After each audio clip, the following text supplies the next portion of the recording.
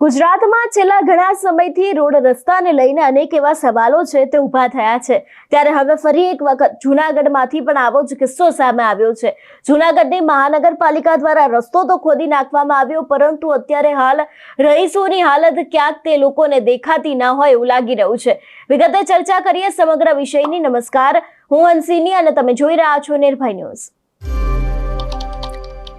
ગુજરાતમાં આમ તો એવું કહેવાય છે કે ખૂણે ખૂણે વિકાસ છે, લોકોને પાયાની સુવિધા મળી રહે છે, પરંતુ આજે પણ સ્માર્ટ સિટી ઘણા બધા કહેવાતા એવા શહેરો છે કે જ્યાં આજે પણ રોડ રસ્તાને લઈને પરિસ્થિતિ એટલી જ ગંભીર છે।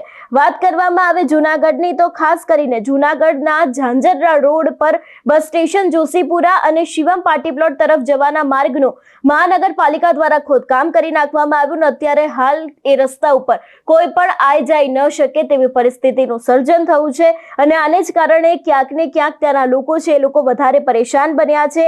એ લોકો દ્વારા માંગ પણ કરવામાં આવી છે કે તાત્કાલિક મહાનગરપાલિકા દ્વારા વિસ્તારમાં કોઈ પણ અકસ્માત સર્જાય તે પહેલા લોકોનો તાત્કાલિક ચાલીને જઈ શકે તેવો રસ્તો બનાવવામાં આવે। તેની સાથે ખાસ કરીને લોકો અત્યારે હાલ જે મુશ્કેલીઓનો સામનો કરી રહ્યા છે એ જ વાતને લઈને તેમના દ્વારા સીધા આક્ષેપો છે તે તંત્ર ઉપર પણ મૂકવામાં આવ્યા છે કે શા માટે થઈને તે લોકો દ્વારા કામ કરવામાં નથી આવતું। કદાચ કોઈ હોનારત સર્જાશે, કદાચ કોઈ દુર્ઘટના થશે તો એનું જવાબદાર કોણ રહેશે? એની પહેલા જ રોડ રસ્તા સીધા કરવામાં આવે, તેને રિપેર કરવામાં આવે તેવી પણ ક્યાંક ને ક્યાંક સ્થાનિકોની અંદર માંગ ઉઠી છે।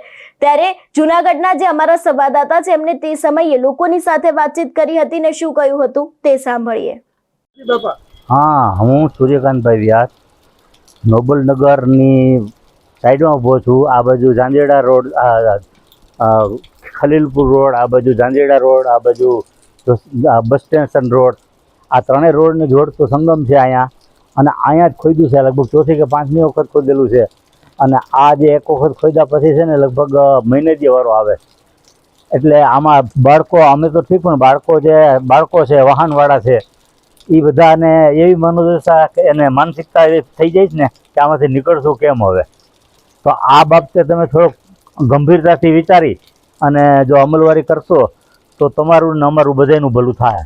આપણી બાજુમાં સ્કૂલ છે, બાજુમાં noble school, high school, school, primary અને પ્રી પ્રાઇમરી બધું છે અહીંયા। નાનાથી માંડીને મોટા છોકરા સુધી ભણવા આવે છે અને વાહનની અવર જવર બધી બાજુએ જાય છે, છતાં પણ આ પોઝિશન છે આમાં। જો શું કહેશો? તો આપ શું વિચાર કરશો કે આ કરવું પડશે કે નહીં કરવું પડે?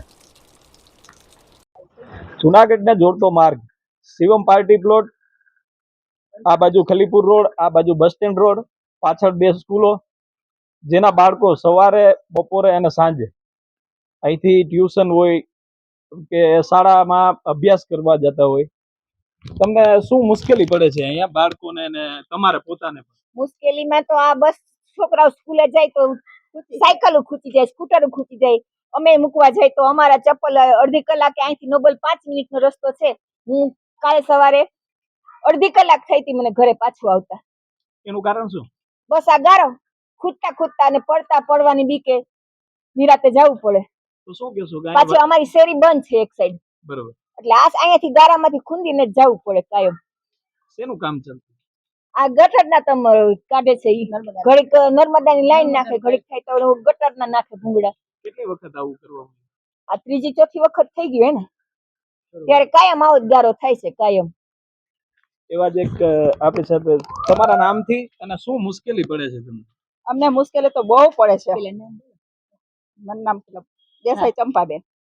મુશ્કેલી ફૂલ પડે છે અમને। અહીંથી નીકળવું હોય ને, ગઈઢા માણસ ખરીદી કરવા જવું હોય ને તો જઈ નથી શકતા, અને વૃદ્ધ માણસ પડે છે, દૂધ વાળા નથી આવી શકતા કે શાકભાજી વાળી નથી આવતા, તો અમારે જવું કેમ લેવા? નથી જઈ શકતા, કેમ લેવા જઈએ જગ્યામાં?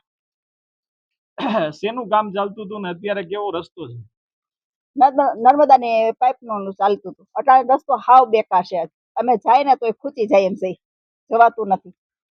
તો શું કહેશો તમે? અમારી પાસે બીજો રસ્તો, અમારે રસ્તો બીજો છે નહીં, અમને રસ્તો સારો કરી દે, અમારે એ માંગ છે। અને અત્યારે કોઈ કોર્પોરેટર ધ્યાન આપતા નથી, રેકડી વાળા કે શાક વાળા કોઈ બીજા એક આપણે બેન સાથે જોડાઈ ગયા છે। જી, તમારા નામથી અને શું કહેશો? તમારો તો દરવાજો જ ત્યાં છે। મારું નામ મહેકબેન છે। અમારા ઘરની પાસે જ છે આ બધું। અમારે ઘરની બહાર નીકળવું હોય ને તો અમારે વિચાર કરીને નીકળવું પડે। મારે શોપ છે, શોપ ઉપર જવું હોય મારે બહુ વિચાર કરી નીકળવું પડે. મારે ખુદ ગાડી બહાર રાખવી પડે છે. મારા છોકરાને સ્કૂલે મૂકવામાં પણ મને જવામાં બહુ પ્રોબ્લેમ થાય છે. એટલું ગંદકી છે કે બહાર નીકળવાનું મન બી નથી થતું. એટલે જેટલું બને એટલું જલ્દી અમને રોડ રસ્તા સારા કરી દો તો વધારે સારું એમ. અત્યારે પ્રોબ્લેમ શું છે? અત્યારે પ્રોબ્લેમ એ જ છે કે આટલું કાદવ કીચડ છે. અમારે બહાર નીકળવું કેમ, શાક લેવા નીકળવું, છોકરાને મૂકવા જવું, શોપ ઉપર જવું, કેમ અમારે નીકળવું બહાર એમ. એટલે અમને જેટલું બને એટલું વહેલી તકે અમને રસ્તા સારા કરી દો તો વધારે સારું. જી, અહીંયા આપણે આટલા સમય જ્યાં છે આ કેટલી વખત ખોદવામાં આવ્યું અને કેટલી વખત તમે અહીંયા મુશ્કેલીનો સામનો કર્યો? અમે આ 3-4 વાર આવું છું. 3 થી 4 વાર મુશ્કેલી તો આવી જ રીતની મુશ્કેલી હોય કે બહાર નીકળી જ નથી શકતા અમે. નો શાકભાજી વાર આવે, નો કોઈ વસ્તુ આવે તો અમારે જવું કેમનું? તો તમારા સ્કૂલે છોકરાઓને મૂકવા જવું આ કઈ રીતે? છોકરાને હાથ પકડીને જઈએ ને દફતર લઈ લઈએ, પછી આગળ ગાડી ઊભી રાખવી પડે છે. અમારે નોબલે જવું હોય ને તમારે વિચાર કરવું પડે. કચરાવાળાની પ્રોબ્લેમ. કચરાવાળા પણ જો બારે બાજુ ઉભા રહે. રેકડીવાળા, શાકવાળા એકે આવે નહીં. દૂધવાળા બધા અહીંયા આવે. એટલે અમારે ઘરેથી છેલ્લા ઘરેથી અહીંયા સુધી હાલીને આવવું પડે. કચરાવાળા બી નથી આવતા. અમારે કચરો ખુદ અમારે લઈને ફેંકવા જવો પડે છે આગળ. એ તો પછી છે નહીં ને, અમને કચરો નાખો અમારે રાત્રે જવું પડે છે. જી, એક જ મિનિટ, તમારા નામથી શું કહેશો તમે? જી, હંસાબેન દવે. આમાં અમારા ગલઢા માણસને નીકળવું કેમ બહાર? નથી કચરાવાળો આવતો, આવે તો અહીં ઊભો રહીએ તો અમે તો નીકળી ન શકીએ. આને કોકને કેવું પડે કે મારો કચરો લેતો ગયા તો આવું હાલે? આ કેટલા સમયથી આવ્યું? આ લગભગ 3 મહિનાથી આ ખોદે છે અને વળી બુળે, વળી ખોદે અને વયા જાય. પેલા પથ્થર નહીં ખાતા તો કોઈના સામું જોઈને હાલવા જાય તો પડી જાય. મોટા મોટા પથ્થર નાખી દીધા તો અમારે તો એમાંય બહાર નીકળાવી દીધું. આવું હાલે? શું કહેશો તમે? તંત્રને શું તમારી માગણી શું? માગણી એટલી જ છે કે આ કામ તમે ઉપાડો છો, સારું કરો છો, એની ના નથી, પણ તમારે કંઈક વ્યવસ્થિત કરવું જોઈએ ને ભાઈ. કે ભાઈ આ ખાડા ખોદ્યા તો પછી એમાં કંઈક નાખવું જોઈએ. અને ચોમાસામાં કરાય જ નહીં. અમારા જેવાની શું હાલત થાય? હવામાન ખાતાની આગાહી હતી, વરસાદ આવવાનો હતો, એમ છતાં અહીંયા આ ખોદોમાં અમને આ બધી મુશ્કેલીમાં અમે મુકાઈ જાહો તો કે ના કાંઈ નહીં થાય કે અમને પૂગી જા રોડ કે આમથી બનતો આવે છે. પાછા મેઇન રોડ અમારી શેરી બંધ છે આગળ. એટલે આ જ રસ્તેથી અમારે નીકળવું પડે. કાયમ પુરુષોને હોય, બાળકોને હોય કે બૈરાવને હોય, બધાને અહીંયાથી ખૂંદી ગારો ખૂંદીને જ જવું પડે છે. સંજયભાઈ ને મેં ફોટા પાડીને મોકલા છે અને જેમ બને એમ અમને કાકરી કે પથ્થર કઈક નખવી દે. અત્યારે કાકરી ને પથ્થર હતા ત્યાં સુધી હજી આવા જવા વાંધો નતો. અત્યારે તો સાવ ગંધારું છે. નીકળવું એટલે વિચાર કરવું પડે ઘરની બહાર પગ રાખીએ કે નહીં. કાલે મારે ભૂલથી આમથી ગઈ ત્યાં આમથી ગઈ અને આવી ત્યાં આવી ગઈ. મેં કીધું આટલું જ છે ને ટપી જાઉં. હું માંડ આવી પહોંચી. હવે અમારે કેવી આ લોકો આ વિસ્તારના રહીશો આ વિસ્તારમાં જે રહે છે તે ઘરની બહાર પણ ગાડી પાર્ક કરવી, ઘરની બહાર નીકળવું, છોકરાઓને સ્કૂલે મૂકવા કઈ રીતે જવું, ખૂબ જ હેરાનગતિનો સામનો કરી રહ્યા છે. નિર્ભય ન્યૂઝ, યજ્ઞેશ ભટ્ટ, જુનાગઢ. બધાયમાં આવશે, તું ખાલી આઈ લે. બોલો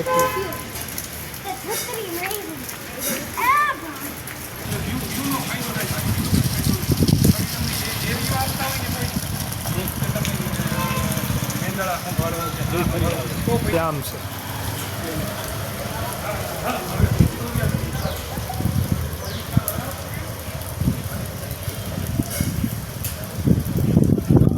જાવ ને ભાઈ.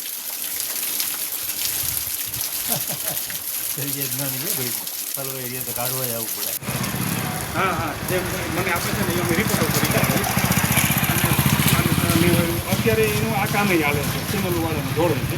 એટલે ટૂંકમાં શું છે કે એનો જેવો કંઈક ભગવાન એની બુદ્ધિ નાખવા કેટલા મહિના છે આમનો મારે તો હા પહેલાની વાત છે ખોલવાની નહીં એ બાજુ નહીં જાય.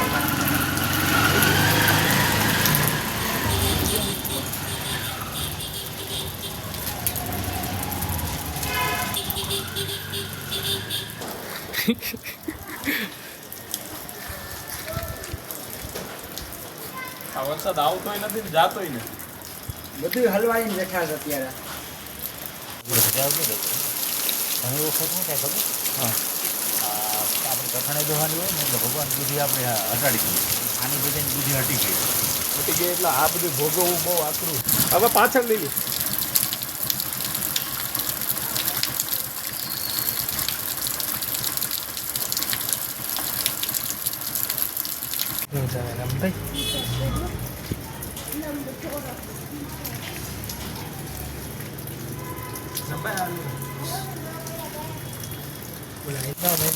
લલિતભાઈ ને નથી, મને એમ કે લલિતભાઈ છે.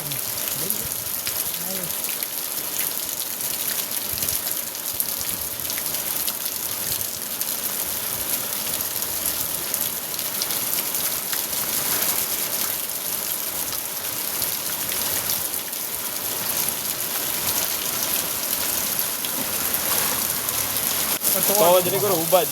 હવે ભૂત પડે ને આમ રોજ હોય અમે રહી જાય. આમ તો ગામ જામી ગયું, ગામ બધે હોવાની નથી.